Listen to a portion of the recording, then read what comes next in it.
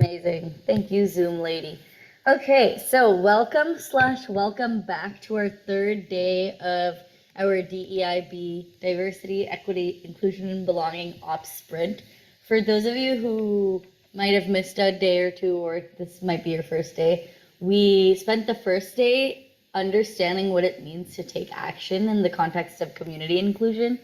Yesterday with Laneen, we had a action-packed session of digital accessibility, which combined with day one was just like a really, really powerful way for me, at least, to ground myself in concepts and then immediately understand what action can look like, especially with accessibility.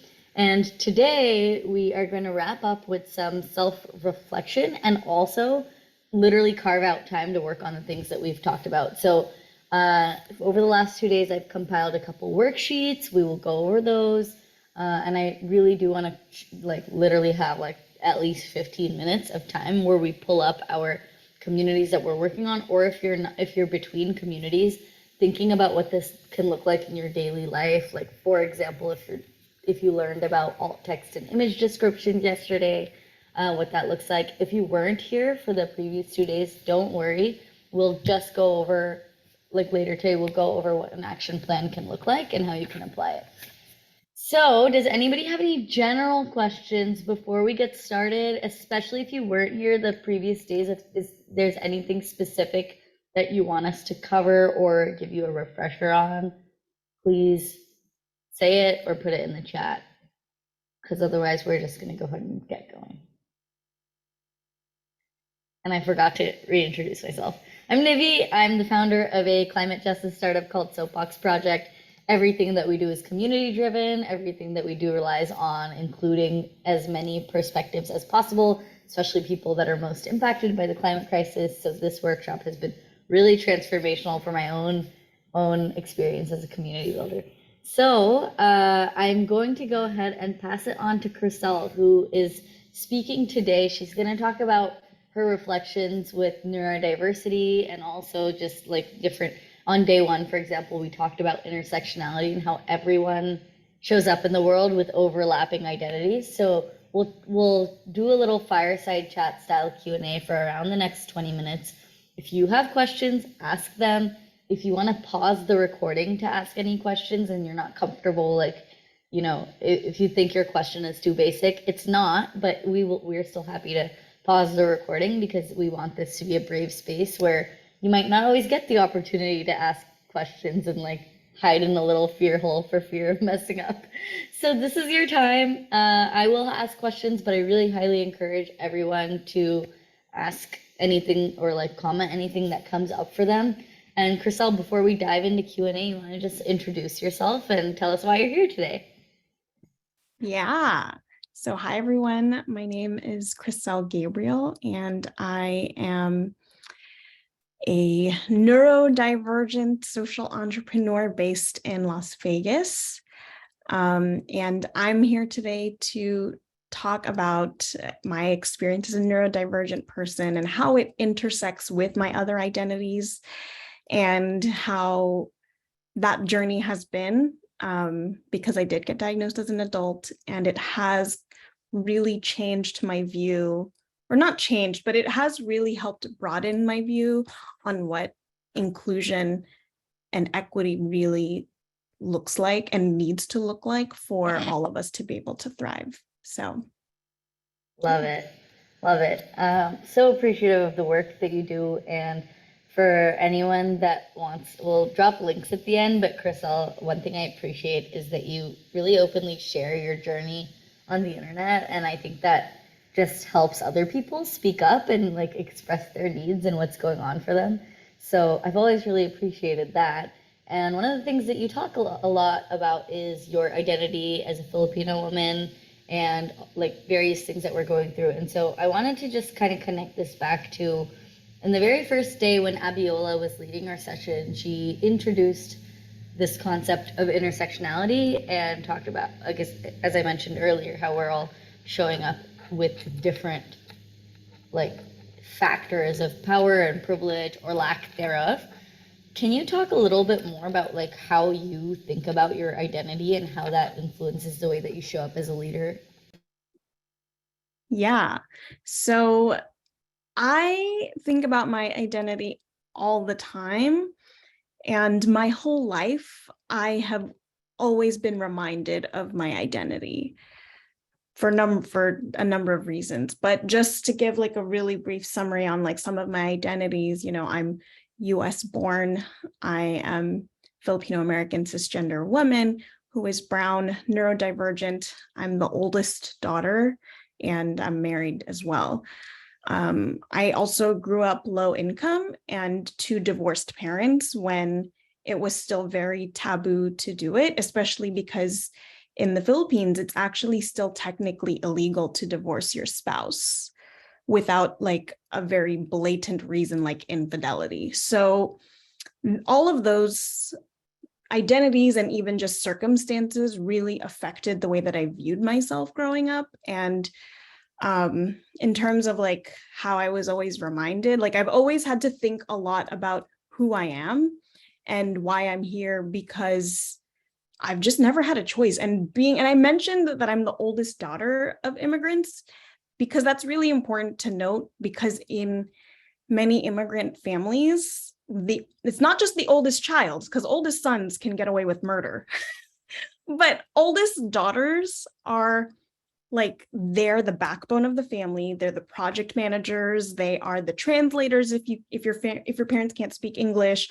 they are the babysitters for the younger siblings. Like all these different things, and you also just get most of the pressure, especially if you're the first generation to be raised in the U.S. Like I felt like I had all of my ancestors on my shoulders from a young age because my whole family, not just like my parents, it would be like my extended family too, telling me, Kriselle, you have to do this, you have to do that, you have to do that. So I was just always reminded of who I am. Like I'm a woman, so there's certain things in how or a girl when I was little, like, so I have to act a certain way or do things a certain way, or I can't do certain things like date, or because of my age, oh, you're young, so you don't understand. Or your decisions that you're making are because you're a kid, not because, not even considering that I might have had traumatic experiences that directed how I maneuvered in the world. And then there's also the guilt tripping of like, well, you're American, you're born here, you're raised here, and like any complaining or otherwise means you're an ungrateful brat. Like, so there's just all these different things. And then adding being neurodivergent to the list as an adult, it explained also so much of like why I was the way that I was growing up until now. And it really helped it made a lot of things clear for me. And yeah, I can talk a little bit more about that later. Yeah, I have so many questions already, but let's start with a little overview of what did click into place. And the reason that I want to focus on this is I don't know if this has something to do with community builders or like general awareness of mental health, but so many community leaders that I follow on the internet have been basically sharing in the past year or two like adult diagnosis of ADHD. And so whether it's for solidarity of anyone that's been through this experience or people that some of this might resonate, what are some of the things, Kriselle, that when you learned about your diagnosis clicked into place? Yeah. So first of all, I do want to like take a little bit of time to kind of clarify like what it means to be neurodivergent and Yeah. what conditions fall under that, because we do hear a lot of people talk about ADHD and associating it with being neurodivergent and even the autism spectrum, but there are many other conditions that fall into that. So that would include dyslexia, OCD, Tourette's, Down syndrome, like all those different kinds of conditions, they all fall under this umbrella of neurodiversity. And for me, when I was diagnosed for the first time 2 years ago, it made a lot of my life make sense and it like from childhood to up until that point, because I had always thought, oh, maybe I'm just lazy, or, oh, I'm just a bad person because I interrupt people a lot, or whatever, like, oh, I'm self-centered, or all of these things. But then I learned how people who are neurodivergent, many of us function in certain ways, as it helps with our understanding of the world and our understanding of other people. And yeah, and I had never considered it before I got diagnosed, because I'm sure, like many of you, you thought that, oh, like, for example, with ADHD, like, oh, it's just hyperactive boys jumping off the walls. That's what I associate ADHD with. Yeah. And, you know, I had a friend, she's a woman of color as well. She's a fellow entrepreneur. I was kind of like venting about like all my struggles with productivity, consistency, getting things done, finishing projects, you know, all these different things. And she said, you know what, like, you sound a lot like me. Like, you do a lot of the same things I do. You think the way that I do. And I really think you should consider getting diagnosed with ADHD. You might have it. So before I actually like reached out to like get diagnosed by a psychiatrist, I like did research on it, and it explained a lot of things, because they do say, like, at least with ADHD, I will speak for ADHD most of the time, since yeah, I don't want to speak for the other conditions, but like for ADHD, symptoms would have shown up in you before you were 12, so as a kid, and it's supposed to have shown up in more than one part of your life. So school and home, school and extracurriculars, home and extracurricular, like whatever it is, or work, you know, as you get older. So I was reading through all of like the symptoms and everything, and I was like, oh my gosh, like, this is me. Like, I talk too much. I interrupt people because I am very forgetful and I don't want to forget my thought. Or I will walk into a room and like forget what I'm doing there, or I'll open up an app and I don't know what I'm doing. And obviously, like, these things by themselves don't mean you are neurodivergent. Everyone does these things sometimes, but for people who are neurodivergent, it's all of these symptoms together, or multiples of these symptoms together, and it happens all the time. I have a hard time focusing.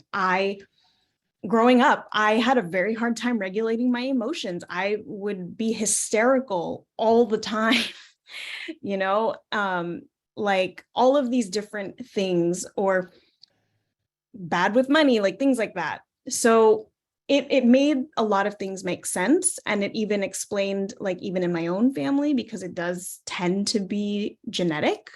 So, you know, I realized, oh my gosh, my dad has ADHD. So it motivated me even more to get diagnosed.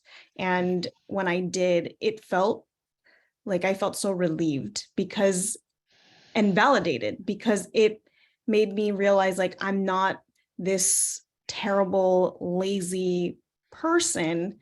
I'm like, I just don't think like everybody else, and I need other accommodations to be able to succeed. And I cannot keep trying to force myself to function in the world the way that neurotypical people do, because it will never work. Yeah. How does this work for you? So you work a lot with people and communities. So for people that don't think you mentioned this, Kriselle, but Kriselle works with like co-op communities and like podcast communities, and like so much of what you do is talking to people. And I imagine that in those situations, like, you don't want to feel lazy or that you're letting other people down. How do you navigate this, and how has your journey maybe changed or not changed? Because it's like you just mentioned, you need a lot of accommodation, or need accommodations, which is easier to do if you're just in a silo by yourself and maybe not in a community context. So how do you think about your own like identity, situation, neurodiversity in the context of like always working with and around other people's schedules and needs? Yeah, I think that's a good question. I know it wasn't in my list of questions. Well, first of all, I think when it comes to communities, obviously we've been hearing it with like film and TV, but representation matters. And it's not just so that people can feel good about seeing themselves, but it's also so that other people can see what it looks like in other people. If we saw more people in leadership roles or in active or being active in communities who are neurodivergent and also fit into all of these other identities, like people will see and realize like, oh, so ADHD isn't just hyperactive boys. Oh, like, so that's what it looks like when you see a Black or brown person who is neurodivergent, because we do even also see like a lot of white people be represented in with this, but not racial minorities. So like, you know, seeing how it plays out too in other people, because obviously it affects people differently. And neurodiversity can be considered a disability depending on the person. Not every person who is neurodivergent is disabled, and it is an invisible disability too. So like, you know, for most people, you're not going to be able to tell just by looking at them. And for anyone who is wondering, like it is covered by the Americans with Disabilities Act. So there's that too. But again, it affects people differently. So some people, they're neurodivergent, but it doesn't like affect them in such an extreme way where they need accommodations or whatever. But like there's other people where it's like literally debilitating. Sometimes it's painful for me to get up and like start a project or like clean or like, you know, take care of myself. And I can't explain why.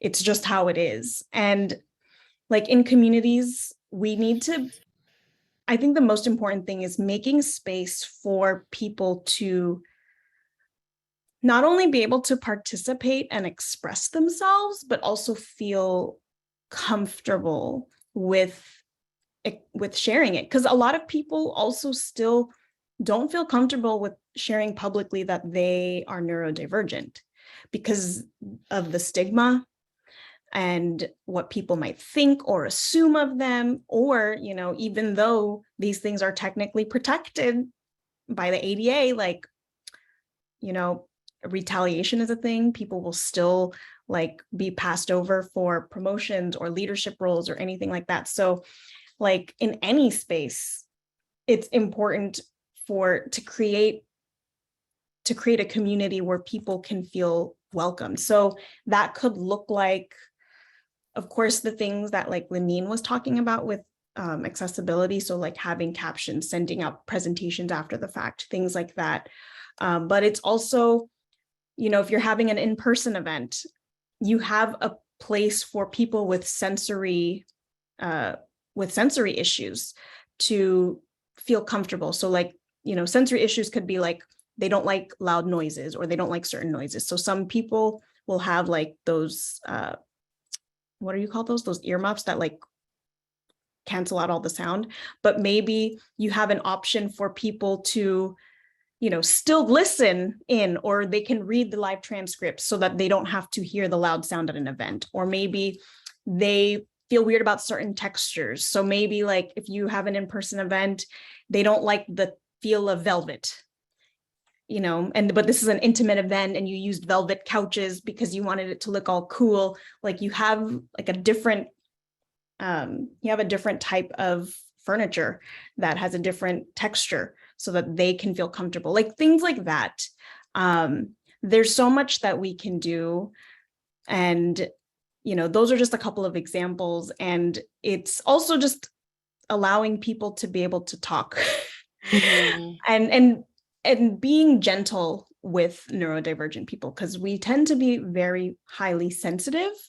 And like for people with ADHD, there's this thing called rejection sensitivity dysphoria, where we have like a very huge complex about like rejection, whether that's like people not liking you as a person or people like rejecting your ideas and us internalizing that as like, oh, that means we're not good enough. Oh, that means we're terrible people and things like that. So, you know, if you are giving constructive feedback to someone, you know, like explaining things in a way that is considerate of that, okay, I want this person to know that I am fully supportive of them and that I want them to succeed and blah, blah, blah, blah, blah. And I don't want this to stop them, you know, but I just want to be able to share this. So like doing things like that.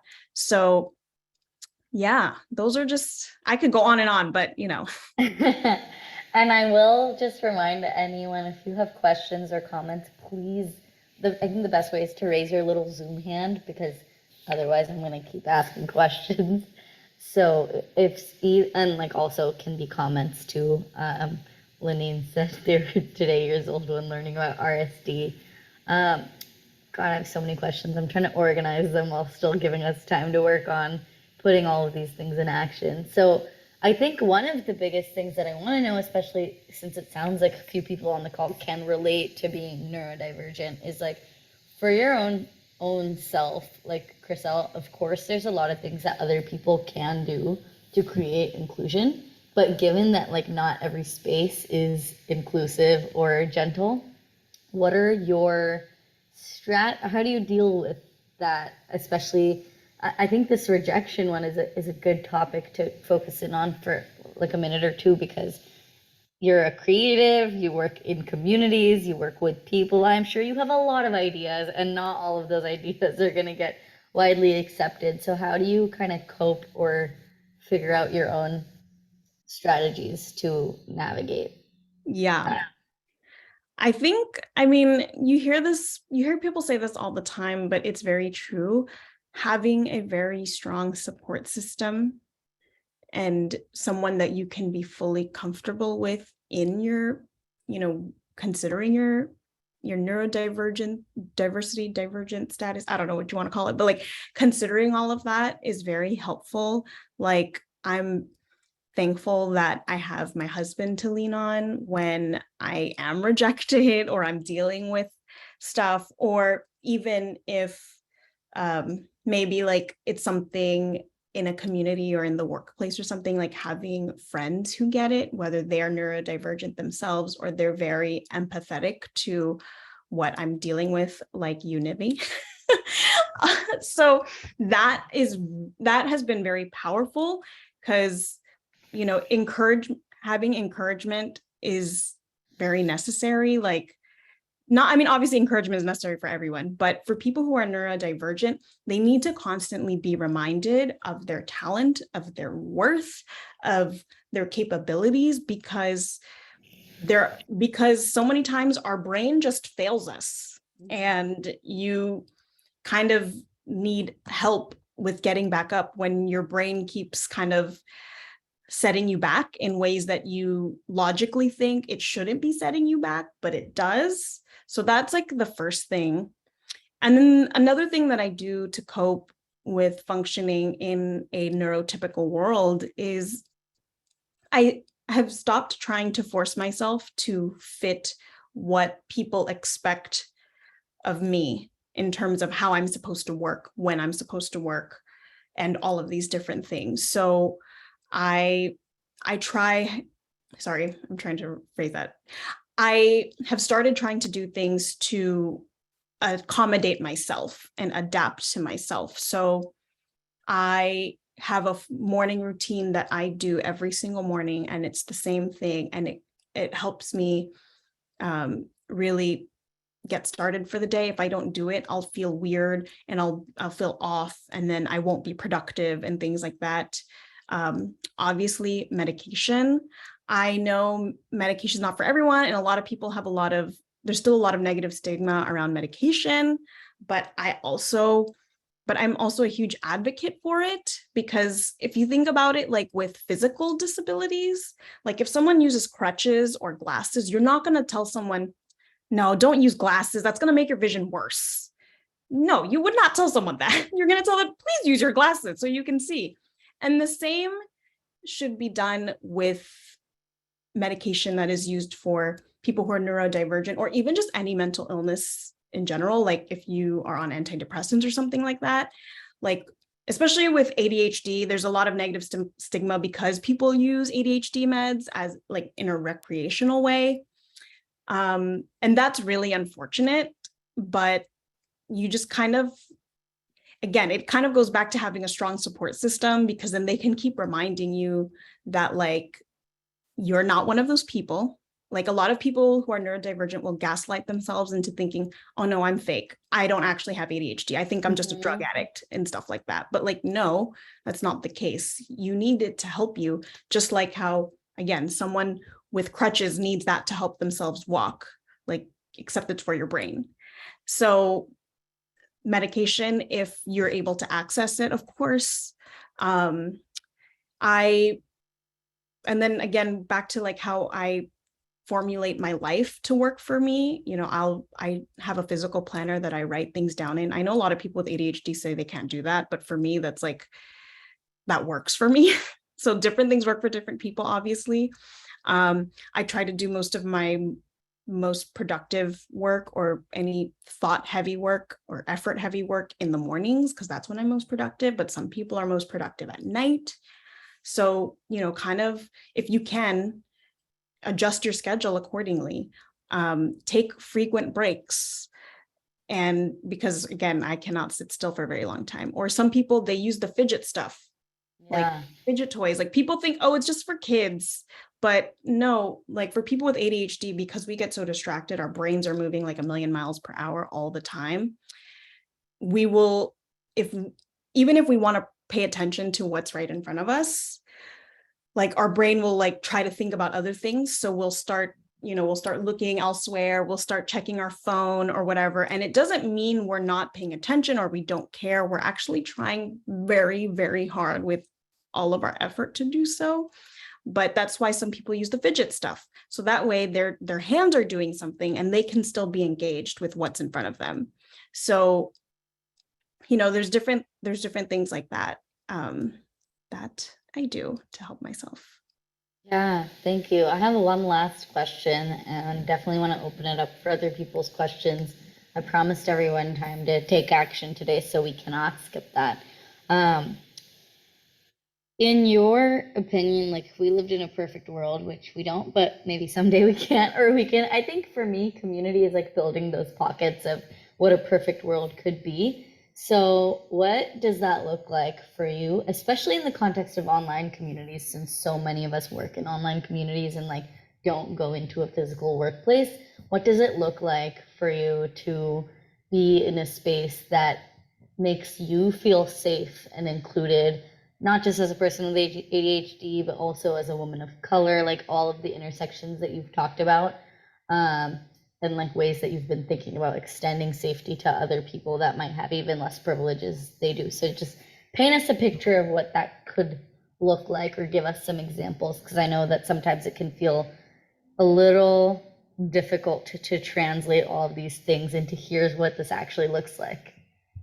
Yeah, I think what a truly inclusive community could look like, especially online. I mean, I think in general, everything that I could say in terms of like tactics, it all boils down to one thing, and that is empathy and like making space for other people, being there for other people, not being harsh on other people, like understanding, like if someone with depression doesn't show up for stuff, and not giving them a hard time about it because you understand life happens, or if someone doesn't like respond to you, you know, see what you can do to try to like tap their shoulder, like their virtual shoulder, so to speak, and see what's going on with them.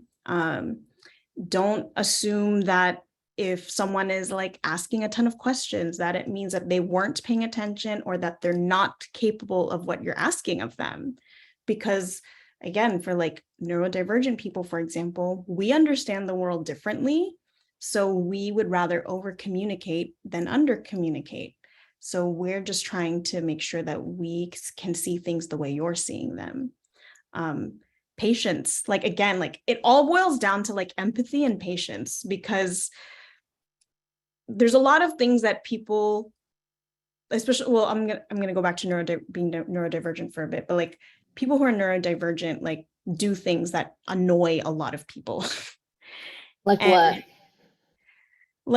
like for example, some people get annoyed by people with Tourette's because, you know, like they have a tic or something like that, or people who have a stutter because they're taking like forever just to say a sentence, or people like me who talk too fast or talk too much or interrupt people all the time, like those kinds of things. But you kind of have, and you know, we're doing our best to try to manage it. I don't want to say like it gives people a license to be jerks, obviously, but for people on the other side who are experiencing these things, like it kind of comes down to just understanding like, okay, I know she struggles with this. Oh yeah, being late is a thing. It's either I'm like really late or I'm way too early and there's no in between. So, you know, it's just kind of having grace for people and understanding that life happens, that people are coming from different contexts and perspectives. Compassion, there you go. I think that was the word I was looking for. Compassion. And just, yeah, I think that's what it boils down to, compassion.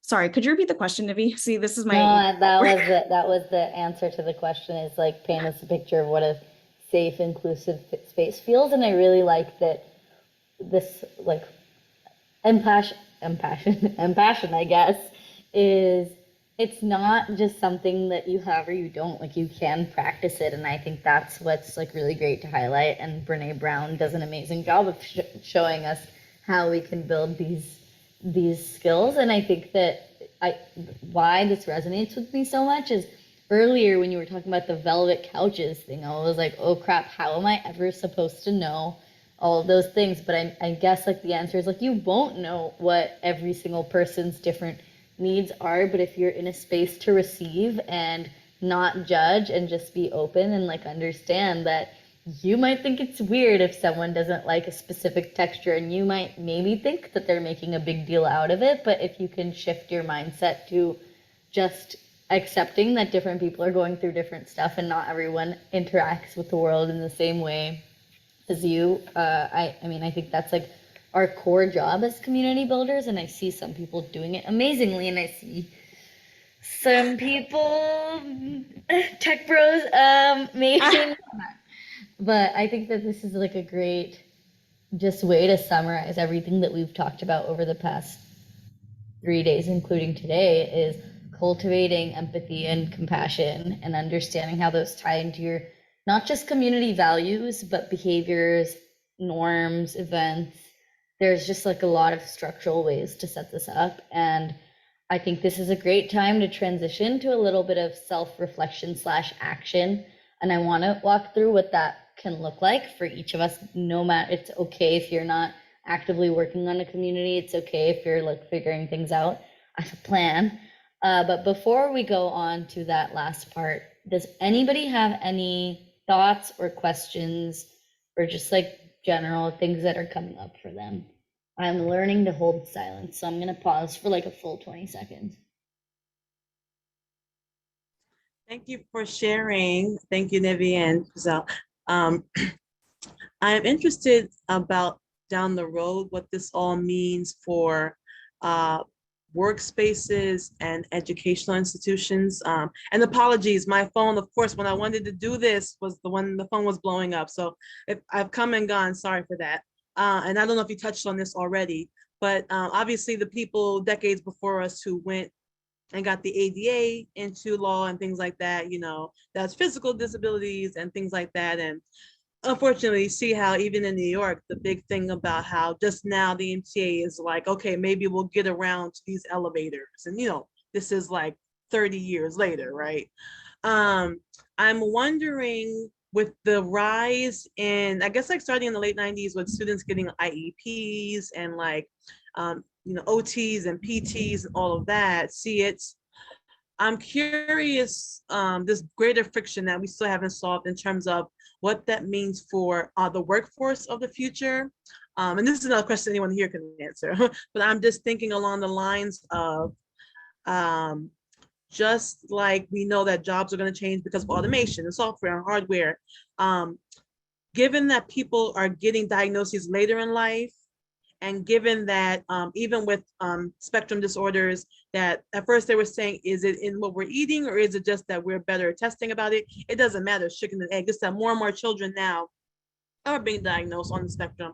I'm wondering what that means for people's ability to find work and do work, being independent, and also what it means for kind of society, because we kind of are in this place where when we see things in the street, like the issue with the homelessness, which is nothing to do with mental illness, but they're combined now, right?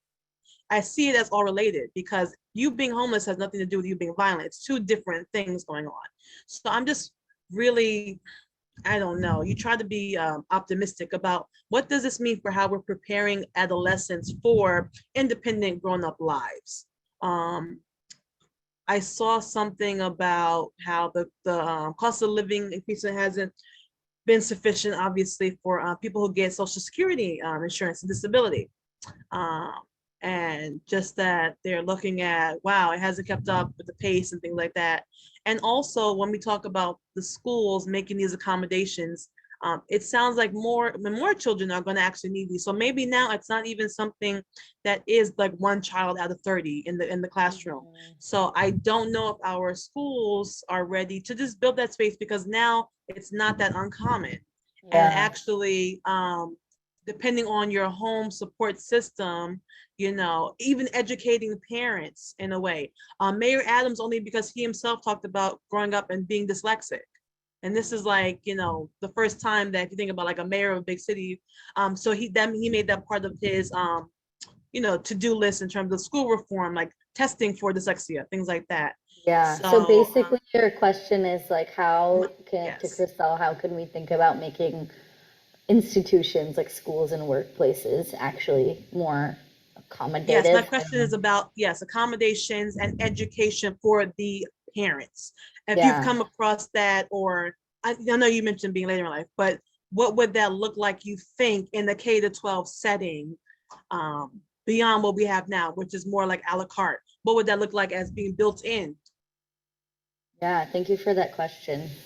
Yeah, that's a loaded question, but I think in both school settings and work settings, as we see more and more people who do have these different abilities coming into these jobs and in leadership roles, and hopefully as we start electing people to replace the oldies in politics, like we can actually see not only policy change, but we'll also see teachers, work leaders or executives in workplaces understand that people have their own different ways of doing things. And possibly, I think the biggest thing that would be helpful is any institution not mandating that people do things a certain way anymore, and that we encourage people to do things in a way that best works for them.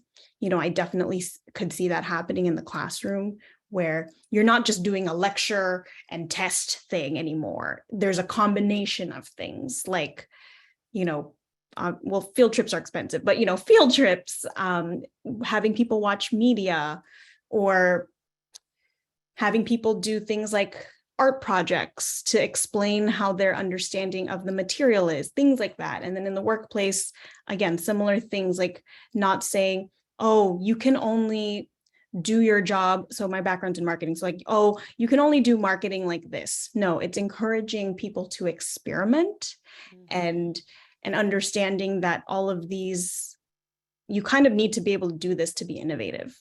And again, it kind of also goes back to policy.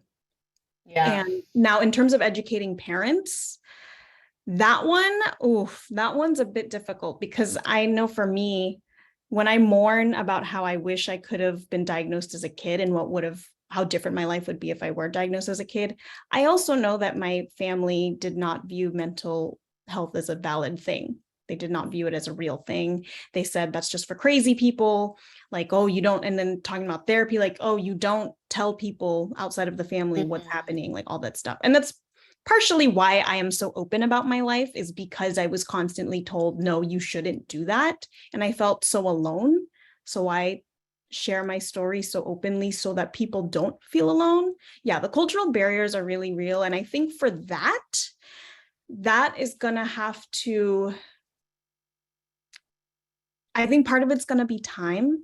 And I Yeah. think part of it is gonna have to be seeing more people in public spaces or big platforms speaking up about it, to have them think, oh, this is like a real thing. So Goes like, back to representation, yeah, right? it really does go back to representation. And that is changing some. That's getting better because now, like I said, if you have a dyslexic mayor, or if you can search now for what kind of provider do you want. I want a woman. I want someone who's Asian. I want, and also the stigmas about mental health. I think COVID helps so much because that was the first time it's been so mainstream. It feels like the conversations about that and access to it.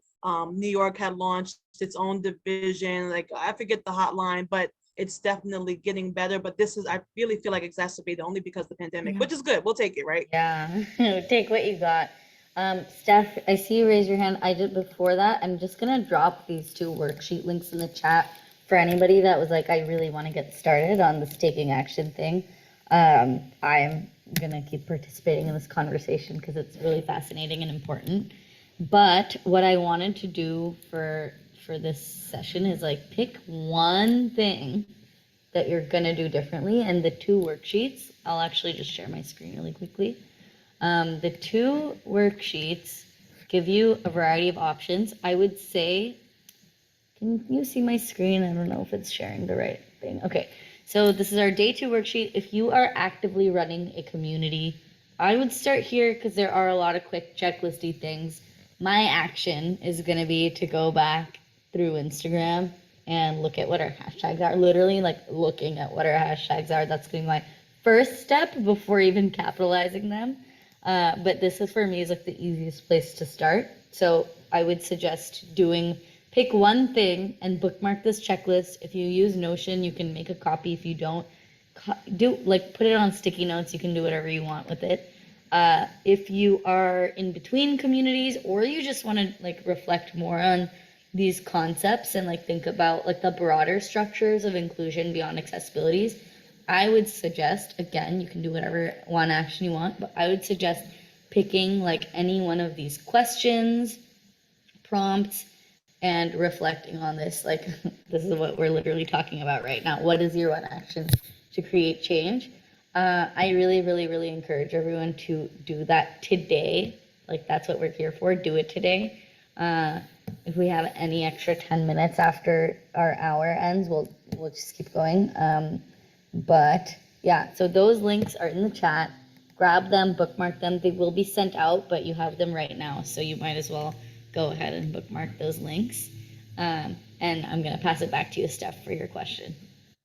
Yeah, I mean, I kind of had just a comment linking the, how do we bring awareness to parents for neurodiversity or for accessibility? And I think one thing that has been changing in the past many years is online communities. I know that as a very, very new parent, I have been inundated with like the Facebook groups, the Reddit subreddits, and like all these places where parents are going to find information from other parents.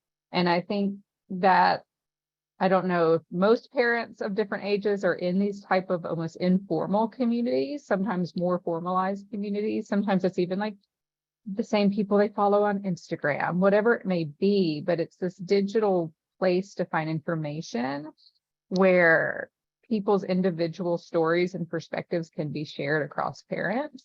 So I think that is, a place where awareness has been increasing. I know, it seems like more people are becoming diagnosed with, different neurodiverse backgrounds because of the awareness. And so I think part of what we can do is, I mean, it's essentially what Kriselle is doing, is being outspoken about your experience as, you know, as an individual or as a parent in these more informal communities, even ones that we don't manage, or we're not a community manager for it, or not even a member. It's more just like a forum at that point. But I think the more the broad population of parents sees more parents being aware of the different ways children can grow and learn, I think that's, you know, one little piece that can help. Yeah. And kind of adding on to that, oh my gosh, I just forgot my thought. But adding on to that, like, it also is just normal. I mean, it kind of like what you're saying, it goes back to normalizing these things and having people see them as not some weird alien concept or thing that like could never happen to my family or my children. It's just having people see that they're like, it can exist in everyone, or not in everyone, but like in many different people in many different ways, and manifest itself in different ways. And we're also becoming a generation, like our generation and generations after us, we're becoming a lot more open with talking about these things. Because, you know, obviously like our parents' generations and before, it was very, you didn't want to show anyone your weakness, so to speak. And you didn't want to give anyone a reason to talk bad about you. But people are reclaiming these identities. And again, we're like normalizing seeing them as normal and beautiful and all of these things.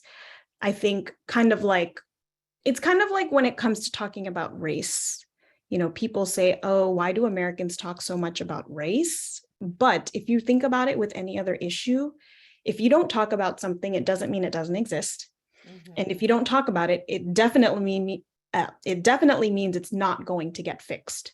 So if we just keep creating conversations about this and keep creating safe spaces for people to be able to share ideas and relate to each other, especially if you're not comfortable with telling the public online or in person, like, hey guys, look at me, I have this, you know, then I think, yeah, that's going to be how we're going to create change. And again, as more and more of our generations becoming like parents themselves, and we are experiencing these things, and we are trying to like make things better for our future families, you know, we will start to see the shift, I think. Yeah, absolutely.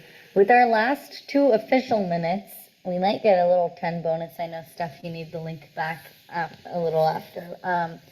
I want to ask everyone what they're going to change, or what like they're most thinking about changing. No, what are you going to change as a result of this workshop? So I mentioned my caption stuff. That seems to me like the tip of the iceberg, but I really wanted to commit to something. So that's my commitment. Being more curious about how you can support others. Amazing, yeah.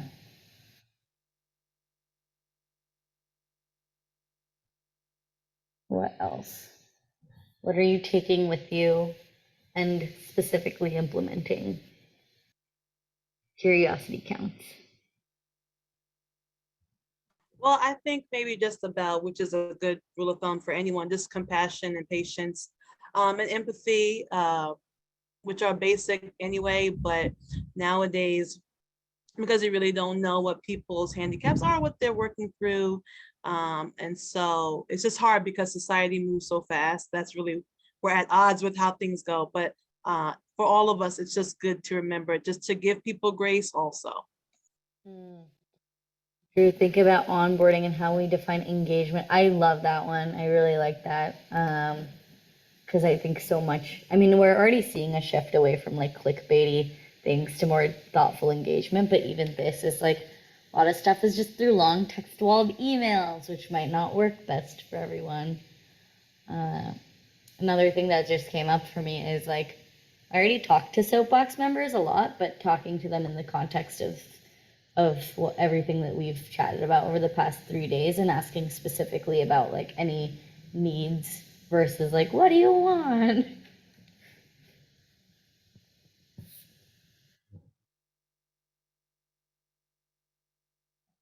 Any final thoughts before we stop the recording and maybe we can hang out for another 5-10 minutes? Meetings that could have been email. Yeah, assuming silence means when like people are digesting. That's a huge one that I've been working on. Okay, I'm gonna officially close our content, so Steph, you can stop the recording, but I think, are we able to hang out for like until 11:10? Okay, awesome. So yes, again, I said this the past 2 days, but thank you for coming